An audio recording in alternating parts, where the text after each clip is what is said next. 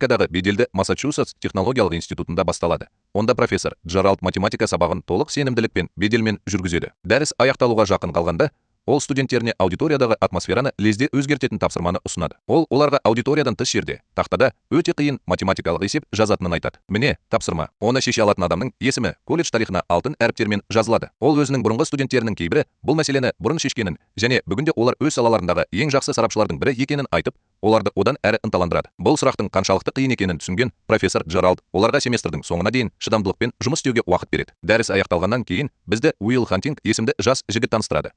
Ол жерде еден тазалаушы болып жұмыс істейді.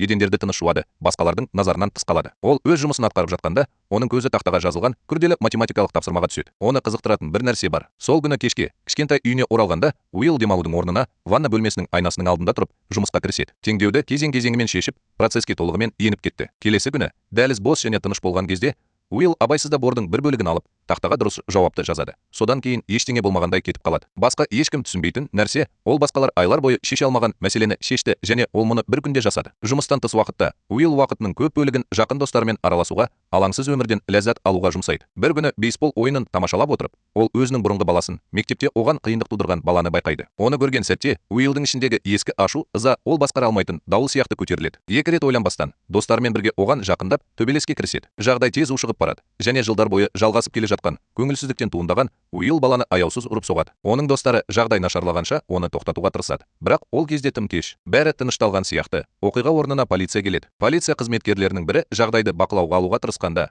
Уилл әлі де ашуланып, оған да шабуыл жасайды. Бұл бір сәт бәрін өзгертеді. Ол дереу қамауға алынады және қарапайым төбелес ретінде басталған нәрсе үлкен заңды мәселеге айналады. Оның абайсыз әрекеттері қазір оның жасырын түрде киіп жүрген сән салтанатына мүлдем қарама-қайшы. Екінші жағынан, профессор Джеральд керемет нәрсені ашады. Ол жазған мүмкін емес математикалық есеп шешілді. Алғашында ол өз көзіне өзі сенбейтіндіктен, оны кезең-кезеңімен мұқият тексеріп, шешімнің мүлдем дұрыс екенін түсінеді. Есеңгіреп, қызығып, ол өзінің ең ақылды оқушыларынан олардың кез келгені бұл тапсырманы шешкен-шешпегенін сұрайды. Бірақ олардың бәрі мұны жоққа шығарғанда, оның шатасуы одан сайын күшейе түседі. Белгісіз біреу мүмкін емес нәрсені жасады және оның кім екенін ешкім білмейді. Келесі сабақта аудитория толығымен толтырылады. Барлық оқушылар осы жасырын данышпанның кім екенін білгісі келеді. Профессор Джеральд олардың алдында тұрып, жауапты адамнан марапат пен мойындауға уәде беріп, алға шығуын сұрайды. Бірақ сыныпта тыныштық орнап, ешкім жақындамайды. Оқушылар бір-біріне абдырап қараған кезде, жұмбағы одан сайын тереңдей түседі. Ешқандай жауап көрмегендіктен, профессор ставканы одан әрі көтеруге бел буады. Одан да жоғары. Ол тағы бір математикалық есепті жазатыны сонша, оны шешуге 2 жыл уақыт кеткенін хабарлайды. Олардың арасында жасырылған жұмбақ данышпанның кім екенін ашуға бел буған профессор Джеральд өзіне одан да қиын міндет қойып, алдыңғы мәселені кім шешсе, оны өзі шеше алмайтынын, бұл жаңа мәселені бір күнде шеше алмайтынын айтты. Екінші жағынан, Уилл түрмеден жаңа ғана босатылды. Ештеңе болмағандай, ол дәліздерде жайбарақат жүріп, сыпырушы ретіндегі міндеттеріне қайта оралады. Бірақ тақтадан жаңа математикалық есепті көрген сәтте, оның назары қайтадан күшейе түседі. Ол уақытты босқа өткізбей, оны дәл осы жерден шеше бастайды. Дәл осы кезде Джеральд кабинетінен шығып, Уиллдің тақтаға бірдеңе жазып жатқанын байқайды. Ол жай ғана бос сөз жазып жатыр деп ойлап, профессор оны тоқтату үшін оған қарай жүгіреді. Бірақ Уилл оның келе жатқанын байқаған бойда, Джеральд оған жетпей жоғалып кетіп, тез қашып кетеді. Кейінірек Джеральд тақтаға қайта оралғанда, ол абдырап қалады. Мәселе шешілді. Ішінара емес, қате емес, мінсіз. Бұл оған 2 жыл бойы шешуге тура келген дәл сол мәселе, және біреу, бұл тазалаушы, оны бірнеше минут ішінде шешті. Осы кезде бәрі анық болады. Ол іздеген жұмбақ данышпан Уиллден басқа ешкім емес. Бұл фактіні түсіну оны есеңгіретіп қана қоймайды. Сонымен бірге оны қуантады. Ол сирек кездесетін, ерекше бір нәрсені ашқанын біледі. Осы уақытта Уилл әдеттегі өміріне оралып, достарымен кездесіп, демалу үшін барға барады. Олар сол жерде отырып, сусын ішіп отырғанда, Уиллдің досы Чаки бір топ тартымды қыздарды байқап, оларды таң қалдыруды шешеді. Ол оларға толық сенімділікпен жақындап, флирт жасай бастайды. Тіпті Митте оқимын және қандай да бір данышпанмын деп өтірік айтады. Бірақ басқа жігіт келіп, оған сұрақтар қойғанда, жағдай тез өзгереді. Чаки тарихты зерттеп жатырмын деп мәлімдейді. Бірақ жігіт оның өтірік айтып жатқанын бірден түсініп, оқиғаға қатысты күрделі сұрақтар қою арқылы оны қорлай бастайды. Чаки әбден абдырап қалды. Жауаптары жоқ және үнсіз қалды. Дәл осы кезде Уилл кіреді. Сабырлы, өзіне сенімді және байқағыш. Ол әңгімені өз қолына алып, оны пікірталасқа айналдырады. Уиллдің сирек қабілеттері бар. Ол оқығанының бәрін жақсы есте сақтайды. Оның білімі еш қиындықсыз беріледі және бірнеше минуттан кейін ол жігітті толығымен өшіреді. Содан кейін Уилл жеңіл күлімсіреп, оның барлық деп аталатын білімі кітаптарды жаттау арқылы алынғанын айтып, оны әшкерелейді. Ол оны мазақтай береді. Ол білім алуға $1000 жұмсағанымен, Уиллдың көпшілік кітапханасында тегін оқитынын көрсетеді. Жауап бере алмаған жігіт қорланып кетіп бара жатыр. Ал Уилл мен оның достары сол жерде жеңімпаз болып тұр. Осы сәттен кейін қыздардың бірі, Скайлар, Уиллдың қасына келеді. Оның ақыл, ойы мен сенімділігінде оны өзіне тартатын бір нәрсе бар. Ол жымиып, оған телефон нөмірін беріп, бос кезде оған қоңырау шалуын өтінеді. Бірінші рет Уилл пікірталаста жеңіске жетіп қана қоймай, әсер қалдырады. Кейінірек ол бұл нөмірді өзінің артықшылығын көрсетуге тырысқан жігітке көрсетеді. Бұл сәтті одан да жағымды етеді. Сонымен бірге профессор Джеральд өзінің шешілмейтін мәселесін шешу үшін сыпырушыны белсенді түрде іздейді. Көп сұрағаннан кейін ол ақыры Уиллдың байланыс ақпаратын алып, оның ізіне түседі. Ол Уиллдың ісі бойынша сот отырысына келеді. Онда Уиллге полиция қызметкеріне шабуыл жасады деген айып тағылып отыр. Уилл өзін қорғауға тырысса да, судья бұған сенімді емес. Оның артында ұрлық пен зорлық, зомбылық әрекеттері бар екенін ескерсек, судья бұл жолы жағдайды елемеуге болмайтынын анық айтады. Судья Уиллдың өмірін мәңгілікке өзгерте алатын шешім шығаруға дайындалып жатқанда, сот залындағы шиеленіс күшейе түседі. Судья ақыры өз шешімін шығарады және Уилл түрмеге жабылады. Егер ол кепілге шыққысы келсе, ол қомақты ақша төлеу керек. Оның қолында ондай ақша жоқ. Оның амалы жоқ. Оны темір тордың ар жағына жібереді. Бірақ бәрі мүлдем үмітсіз болып көрінген сәтте, профессор Джеральд оның өміріне қайта оралды. Бұл жолы күтпеген ұсыныспен. Ол Уиллге судьямен сөйлескенін және оны босатуды ұйымдастыра алатынын айтады. Бірақ Уилл екі қатаң шартқа келіскен жағдайда ғана. Біріншіден, ол Джеральдпен тереңдетілген математика сабағына қатысу керек. Екіншіден, ол үнемі психотерапиядан өту керек. Уилл бұл идеяға алғашында күліп, оны күлкілі деп санайды. Бірақ оның түрмеде қалуы туралы ой оған нақты таңдау қалдырмайды. Ол құлықсыз қабылдайды. Көп ұзамай Уилл профессор Джеральдпен тығыз жұмыс істей бастайды. Және профессордың оның талантына толығымен таң қалуы көп уақытты қажет етпейді. Уиллдың ойлауы соншалықты тез және терең дамып келеді. Бұл шындыққа жанаспайтын сияқты. Тіпті сарапшыларды да сынайтын мәселелер оған оңай болып көрінеді. Бірақ оның математикалық жолы ілгерілей бастағанда, екінші күй терапиясы мүлдем басқа күреске айналады. Уилл бірнеше терапевтке барады. Бірақ кіммен кездессе де, ол ашудан бас тартады. Оның орнына ол әр сеансты олардың кітаптарын алдын ала оқып, өз білімдерін пайдалана отырып, ойынға айналдырады. Оларға қарсы, ол оларды мазақ етіп, оларға қарсы шығып, оған ешкім жете алмайтындай қол тигізбей кетіп қалады. Бұл үлгіні көрген профессор Джеральд әдеттегі әдістердің нәтиже бермейтінін түсінеді. Соңғы нұсқа ретінде ол психологиядан сабақ беретін ескі досы Шон Магуайрға жүгінеді. Шон алғашында оған уақыты жоқ екенін айтып, бас тартады. Бірақ Джеральд Уиллдың шынымен ерекше екенін және егер ол дұрыс басқарылмаса, өз өмірін құртуы мүмкін екенін түсіндіргенде бірдеңе болып жатыр. Өзгереді. Шон ақыры онымен кездесуге келісті. Уилл келгенде, ол дәл осындай тәсілді қолданып көреді. Ол Шонның жұмысын оқып үлгерді және тағы бір оңай жеңісті күтіп, оны мазақ ете бастады. Бірақ Шон мүлдем басқаша. Ол әрекет етудің орнына сабырлы және шыдамды болып қалады. Ол Уиллден жауап алмайды және оны ашық сөйлеуге итермелемейді. Жеке ештеңе жоқ. Ол жай ғана онымен қарапайым адам сияқты сөйлесіп, Уиллге бейтаныс болып көрінетін атмосфера жасайды. Сессия барысында Уилл қабырғадағы Шонның өзі салған суретті байқайды. Мұны бастама ретінде пайдалана отырып, Уилл Шонның өмірі туралы болжам жасай бастайды. Оның жұмысы мен кітаптарына қарап, ол туралы бәрін түсінетіндей сенімді сөйлей бастайды. Шон басында жайбарақат тыңдайды. Бұл сөздердің оған әсер етуіне жол бермейді. Бірақ содан кейін Уилл рұқсат етілген нәрсенің барлық шекарасынан өтеді. Ол Шонның әйелін әңгімеге абайсызда және ренжітетін ескертулер жасау арқылы тартады. Ол тіпті оны басқа біреуге тастап кеткен болуы мүмкін деп болжайды. Бұл сөздер айтылған сәтте бөлмедегі атмосфера өзгереді. Шонның сабырлы жүзі жоғалып, бетіне тереңірек және жеке нәрсе шығады. Уилл Шонның өмірінің сезімтал бөлігіне әсер еткенін бірден түсінеді. Бірақ бұл жолы ол шектен шығып кеткен болуы мүмкін. Шон кенеттен бақылауды жоғалтып алып, Уиллдың мойнынан ұстап алады. Оның ашуы шынайы, өйткені ол әйеліне енді ешқашан құрмет көрсетпеуді ескертеді. Бөлмеде қатты тыныштық орнады. Уилл өмірінде бірінші рет ақылды жауап таба алмады. Ол сабырлы түрде сеанс уақытының аяқталғанын көрсетеді. Шон оны жіберді. Ал Уилл басқа терапевтті тағы бір рет сындырғанына сенімді болып кетіп қалды. Бірақ бұл жолы бәрі басқаша. Шонның реакциясын көрген профессор Джеральд оны жалғастыруға келіспейтінін айтады. Сонда да Шон Уиллді жұмысқа алатынын айтып, Джеральдтан оны бұдан былай апта сайын әкелуін өтініп, оны таңғалдырды. Осындай сеанстардың бірінен кейін Уилл Скайлармен кездесуге барады. Олардың бірге өткізген уақытында ол оның ауқатты отбасынан шыққанын және Гарвард университетінде оқитынын біледі. Олардың әлемдері әртүрлі болғанымен, олар оңай тіл табысады. Олардың әңгімелері күлкі мен жылулыққа толы табиғи түрде өтеді және кештің соңына қарай олар тыныш, шынайы сүйіспеншілікпен алмасады. Бір сәтке Уилл үйренбеген нәрсені сезінеді. Қорқынышпен араласқан үміт. Келесі аптада Уилл Шонмен қайта кездескенде,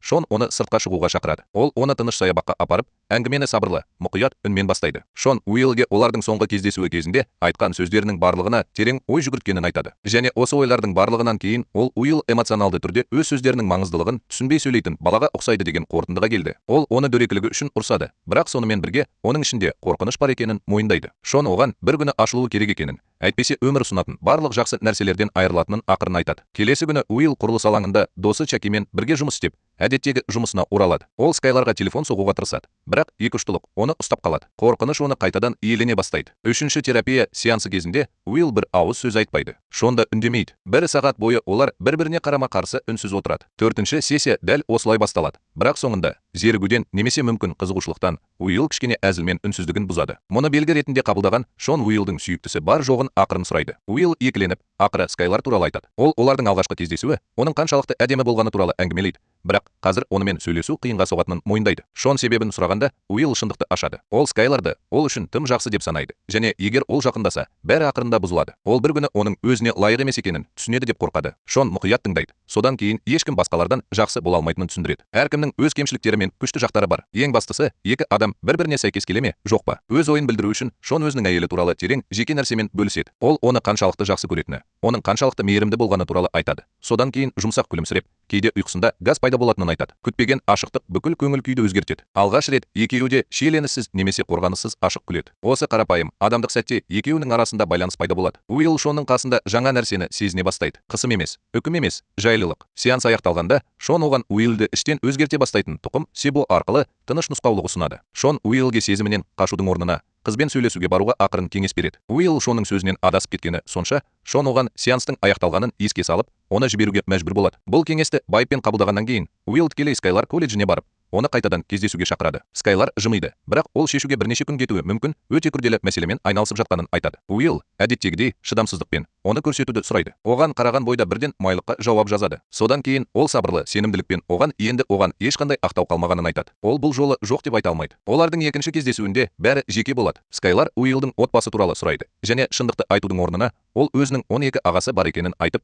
оқиғаны ойлап табады. Ол оның атын қоюын өтінгенде, ол кездейсоқ 12 есімді айтудан тартынбайды. Скайлар одан сүрініп қаламын деп ойлап, тағы бір рет қайталауын сұрайды. Бірақ Уилл әр есімді дәл сол ретпен қайталайды. Оның данышпандығы оны тағы да құтқарады. Бірақ өтірік айту олардың арасында біраз қашықтық тудырады. Бұл қол жетпес, бірақ шынайы нәрсе. Келесі сессияда Уилл Шонға терең жеке сұрақ қояды.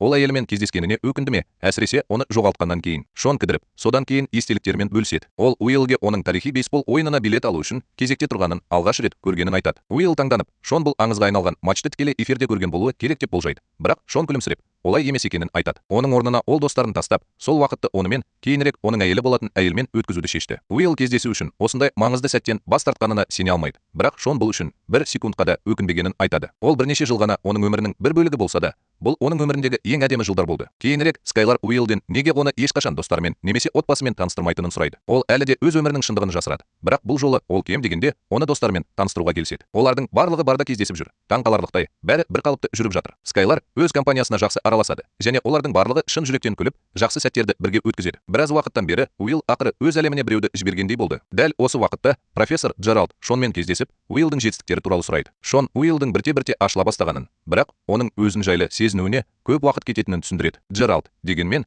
қазірдің өзінде болашақты ойлап жатыр. Ол Шонға Уиллге жоғары деңгейдегі жұмыс іздеп жүргенін айтады. Егер оның ішкі күресі бақылауда болса, Уилл өзінің ақылдылығымен кез келген сұхбаттан оңай өте алар еді. Және айналасындағылардың бәрі мүмкіндіктерге толы болашақты көре бастағанда, Уиллдың өзі жол айрығында тұр. Оның өткені, қорқынышы мен өмірінде қалыптасып жатқан жаңа байланыстардың арасында ол өмір бойы аулақ болған бағытқа баяу тартылады. Шон профессор Джеральдтан өзін Уиллдың әкесі деп санай ма деп сұрап, оның бүкіл болашағын ол үшін шешетінін сұрап, оны қатты итеріп жібереді. Ол Джеральдқа Уилл данышпан болғандықтан, бұл оны бір жолмен жүруге мәжбүрлеу керек дегенді білдірмейтінін еске салады. Ол өз өмірін өзі таңдасын. Бірақ Джеральд мұндай керемет таланттың босқа кетуіне жол бере алмайтынын айтып, шегінуден бас тартады. Оның ойынша, ерік, жігер математикадағы табыстың кілті, ал қалғанының бәрі маңызды емес. Мәселе мынада, Уиллдың өзі бұл әлеммен ешқандай байланысты сезінбейді. Сондықтан онымен бетпе-бет келудің орнына, ол одан мүлдем аулақ жүреді. Тіпті бір сәтте оның орнына досы Чакиді сұхбатқа жіберіп, мұны мүмкіндіктен гөрі әзіл ретінде қарастырды. Бір күні түнде тыныш әңгіме барысында Скайлар жүрегін ашып, Уиллден онымен бірге Калифорнияға баруын өтінді. Ол мұны айтқан сәтте Уиллдың ішінде бірдеңе өшіп қалды. Қорқыныш басым болады. Ол оған кете алмайтынын айтады. Оның бүкіл өмірі осында. Скайлар тереңірек бірдеңені сезгеннен кейін, егер ол оны шынымен жақсы көрсе, неге сонша қорқатынын сұрайды. Ол оған ешқашан шындықты айтпайтынын, тіпті оның 12 ағасы туралы әңгіменің де өтірік екенін айтады. Оның өтірігі анық болған сәтте ерік бұзылады. Жылдар бойы жасырып келген азаптың бәрі кене төгіліп кетеді. Ол ақыры шындықты ашады. Ол ата-анасын шынымен еске алмайтын жетім бала. Оның балалық шағы бір патронаттық тәрбиеден екіншісіне ауысуымен өтті.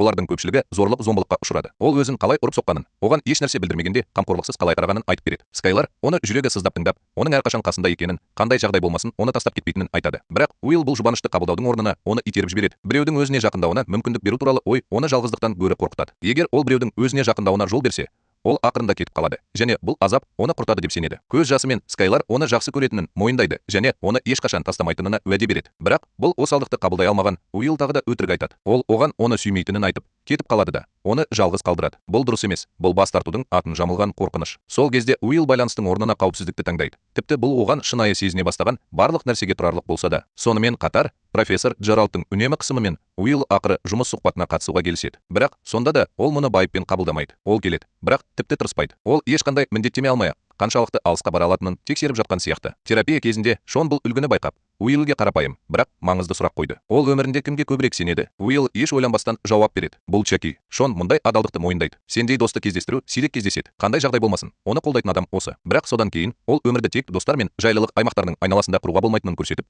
оған ақырын қарсы шығады. Одан басқа оны тағы бір нәрсе күтіп тұр. Уилл осында отырып, өзі білетін өмір мен кіруге қорқатын өмірдің арасында қалып қойғанда, мәселе оның не істегісі келетінінде емес, енді сенім туралы емес. Ол ақырында өзгеруге дайын ба деген сұрақ туындайды. Шон Уиллге қарапайым, бірақ маңызды сұрақ қойды. Ол қалай күн көреді? Уилл қолын бұлғап, құрылысты жалғастыратынын айтты. Бұл оның өмір бойы не істегенін жақсы білетін нәрсе. Ол аман қалатынын, жеткілікті табыс табатынын және керемет өмір сүретінін айтады. Бірақ Шон бұл жауапты тікелей көреді. Ол Уиллге бұл өмір оның жайлы аймағына айналғанын айтады. Бұл қауіпсіз және болжамды. Сондықтан ол одан асып кетуден қорқады. Шон оны профессор Джеральд қалаған жолмен жүруге мәжбүрлемейді. Оның орнына ол әлдеқайда тереңірек нәрсе туралы сұрайды. Ол шын мәнінде өз өмірінен не қалайды? Уилл қой бағуға барғанды жөн көретінін айтып, әзілмен жауап беруден жалтарады. Шон оның жеңіл сөйлеп тұрғанын бірден түсінеді де, ренжігеннен кейін, егер ол адал жауап бермесе, кетуін айтады. Осы кезде Уилл ашулана бастайды. Ол Шонға даусын көтеріп ұрады. Бірақ бұл жолы Шон эмоционалды түрде жауап бермейді. Ол одан сабырлы түрде тағы бір рет «Сен шынымен не қалайсың?» деп сұрайды. Тағы да Уиллдің жауабы жоқ. Бөлмеде тыныштық орнады. Шон ақыры оған кет деп, Уилл өзімен бетпе-бет келгісі келгенше уақытын босқа өткізбейтінін айтты. Уилл алғаш рет оны басқаруға тырысатын адаммен емес, оның жасырынуына жол бермейтін адаммен бетпе-бет келеді. Скайлар Калифорнияға кетер алдында Уилл оны қоштасуға шақырады. Екінші жағынан, ол оны жақсы көретінін соңғы рет айтуға батылдық танытады. Уилл тыңдайды, тіпті сәл жымиды, бірақ әлі де ештеңе айтпайды. Оның қорқынышы сезімінен де күшті. Іштей ол махаббаттың тек жоғалтуға әкелетініне сенімді және ол кейінірек тастап кеткеннен гөрі қазір кеткенді жөн көреді және ол оны осылай жібереді. Келесі күні Уилл Чакимен сөйлесіп, кездейсоқ жұмыс ұсыныстарын қабылдамайтынын айтады. Скайлар кетіп қалды және ол әдеттегідей құрылыс алаңында жұмыс істеп, сол жерде қалуды жоспарлап отыр. Бірақ бұл жолы Чаки бұған күлмейді. Ол шын жүректен сөйлейді. Ол Уиллге 10 жылдан кейін де сол жұмысты өзі атқаратынын айтады. Бірақ Уилл әлі де сонда болса, бұл оның жүрегін жаралайды. Чаки күн сайын таңертең Уиллді алып кетуге барғанда, оның бір күні Уилл ол жерде болмайды деген үміті бар екенін мойындайды. Өйткені бұл оның өмірінде тағы бір нәрсе жасағанын білдіреді. Бұл қызғаныш емес, бұл сенің өзің ойлағаннан да үлкен болғаныңды көргісі келетін махаббат. Сонымен бірге профессор Джеральдтың көңілі одан сайын арта түседі. Ол Уиллдің өзіне берілген мүмкіндіктерді пайдаланудан неге бас тартатынын түсіне алмайды. Ол Шонмен дауласып, Уиллдің өмірін босқа өткізіп жатқанын және оны дұрыс бағытта итермелеу керек екенін айтты. Бірақ Шон өз ұстанымын берік ұстанады. Ол Уиллді мәжбүрлеу жағдайды одан сайын нашарлататынын түсіндіреді. Уилл әлі не қалайтынын да білмейді. Ал нақты мәселе жалқаулықта емес, қорқынышта. Бұл тастап кетуден, жарақат алудан, бақылауды жоғалтудан қатты қорқу. Джеральд бұған шыдай алмай, Шонды ұрып соғып, оны өзінің сәтсіздіктерін Уиллге жобалағаны үшін кінәлайды. Ол Шон Уиллдің ұлылыққа жетуіне жол бермей, оны ұстап тұр деп болжайды. Бірақ Шон одан бас тартпайды. Ол жеңіліске ұшырамағанын айтып, сабырлы күшпен жауап береді. Ол таңдаған өмірі, басынан өткерген махаббаты және жүріп өткен жолы, осының бәрі оның шешімі болды. Және ол үшін бұл кез келген атақтан немесе табыстан маңыздырақ. Осы кезде жанжал айқындала түседі. Бір адам ерік жігердің әлеуетін барынша пайдалану үшін көреді. Ал екіншісі оны шынайы өмір сүрмес бұрын сауығуды қажет ететін адам ретінде көреді. Шон сабырлы түрде өз өмірін өзі таңдағанын және оған риза екенін айтады. Дәл осы кезде Уилл ішке кіріп, бәрін естиді. Профессор Джеральд тыныш бөлмеден шығып, оларға сабақ өткізуге орын береді. Мен бүгін өзімді басқаша сезінемін. Шонның қолында Уиллдің қатыгез асырап алған әкесі қалдырған тыртықтарды көрсететін денесінің фотосуреттері бар папка бар. Уилл оларға қарап, Шонның баланы осылай ұрып соғып жатқанын, көрмегенін сұрайды. Шон басқа жаққа қарамайды. Оның орнына ол өзінің өткені туралы, әкесінің маскүнем болғаны және оны және анасын қалай ұрғаны туралы әңгімелейді. Мұны естіген Уиллдің ішінде бірдеңе қозғала бастайды. Оның тереңге көмген естеліктері қайта шыға бастайды. Шон ақырын жақындап, оған қарапайым, бірақ нанымды бірдеңе айтады. Оған не болғаны үшін оның кінәсі жоқ. Уилл бұл сөздерді бұрын естігендей, бірақ оны ешқашан сезбегендей, автоматты түрде дерлік басын изеді. Шон мұны қайта қайталайды. Оның дауысы біркелкі, бірақ эмоцияға толы. Бұл сенің кінәң емес. Ол айтқан сайын оның сөздері тереңдей түседі. Уилл бәрін білемін деп оны өшіруге тырысады, бірақ Шон тоқтамайды. Ол мұны ақырын, бірақ нық қайталай береді.